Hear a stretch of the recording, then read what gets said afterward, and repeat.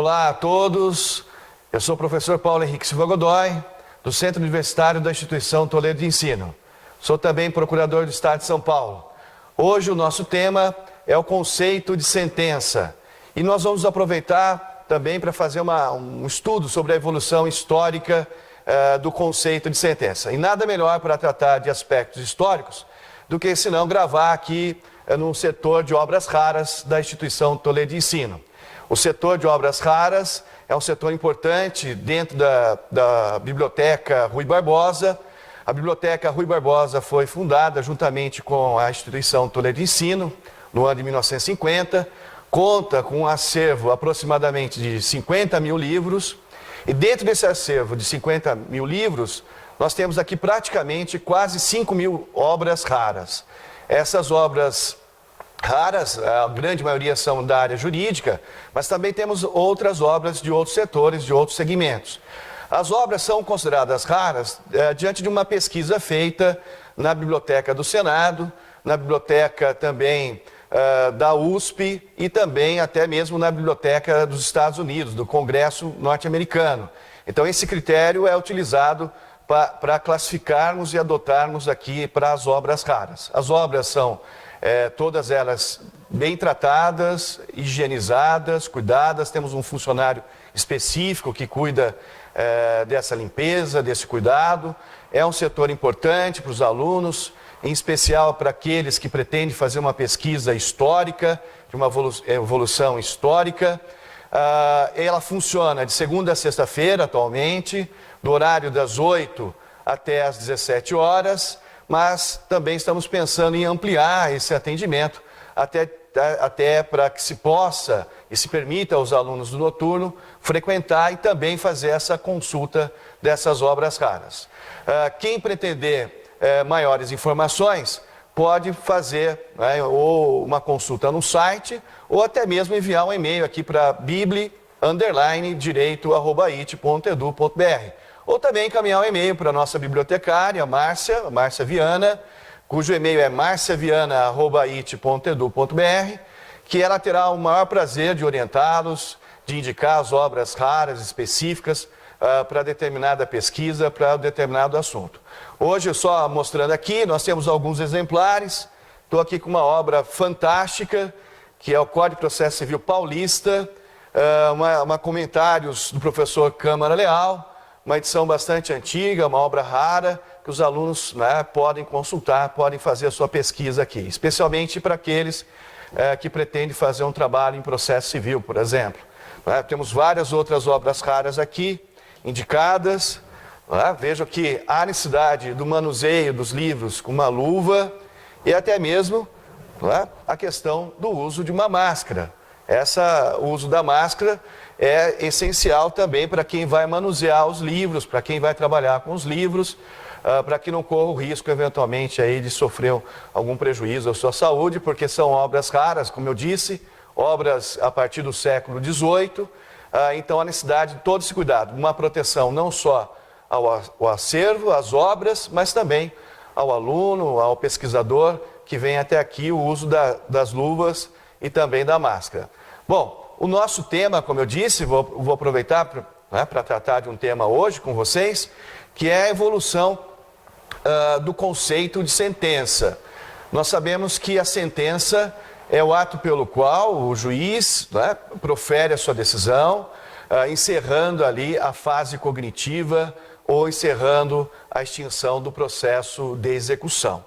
O novo Código de Processo Civil, ele estabelece no artigo 203, caput, que os pronunciamentos judiciais são sentença, decisão interlocutória e os despachos.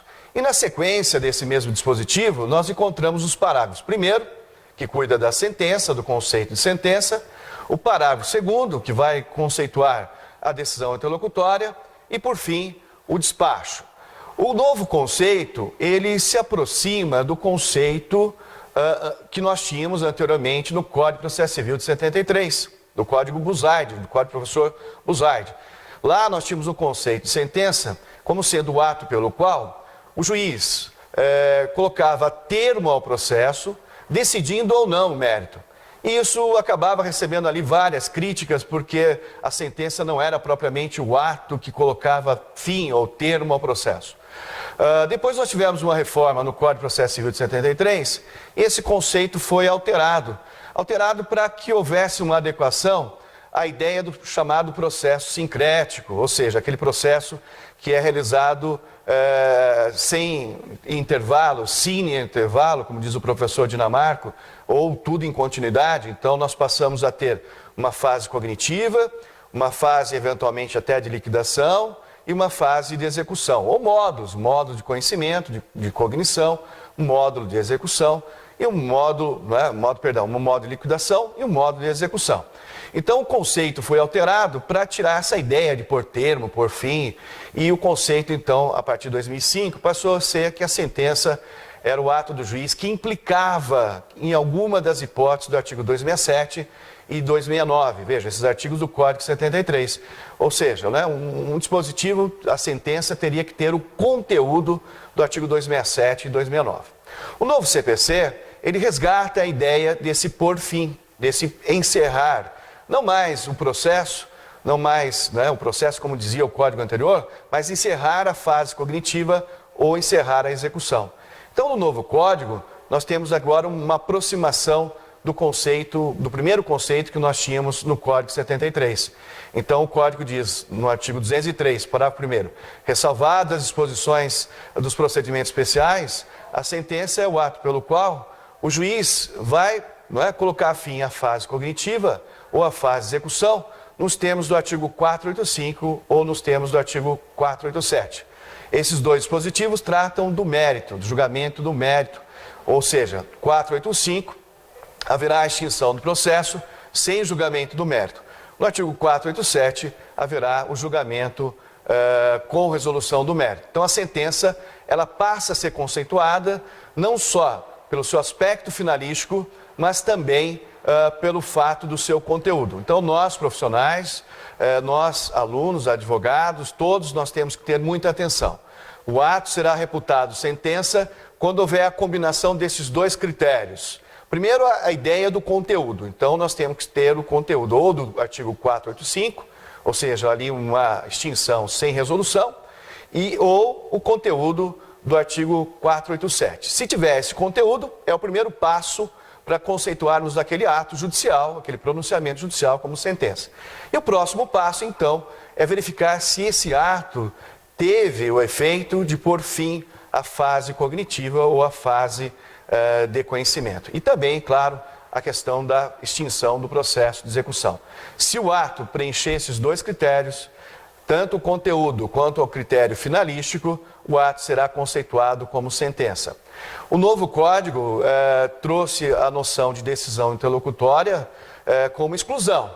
Então, a decisão do juiz que tenha conteúdo decisório e que não se enquadre no conceito de sentença, será considerado como decisão interlocutória, afastando daquele conceito anterior que nós tínhamos no Código de 73, que a decisão interlocutória era o ato pelo qual o juiz, no curso do processo, resolvia uma questão incidente. Então veja que o novo Código adota um critério por exceção. O ato será considerado como decisão interlocutória se não for tratado como sentença. Bem, essa definição do ato como sentença ou como decisão interlocutória, todos nós sabemos que tem reflexo na questão dos recursos. Então, sendo uma decisão interlocutória, será um ato agravável, ou seja, passível de um recurso chamado agravo de instrumento, cuja previsão está lá no artigo 1015 do novo CPC. Se o ato é e pode ser considerado como sentença, será objeto de um recurso específico próprio chamado apelação, cuja previsão se encontra no artigo 1009 do novo CPC. Bom, essas eram as minhas considerações, encerro o nosso vídeo por hoje. Agradeço a Márcia Viana, que é a nossa bibliotecária, pelo fato de poder disponibilizar aqui o setor de obras raras. Reitero o convite, que os alunos venham conhecer, venham prestigiar esse setor da nossa biblioteca. E também recomendo aí a inscrição no canal TGP Descomplicada, no canal da IT Oficial, que curtam o nosso vídeo e que acompanhem as nossas notificações. Um grande abraço e até o nosso próximo encontro.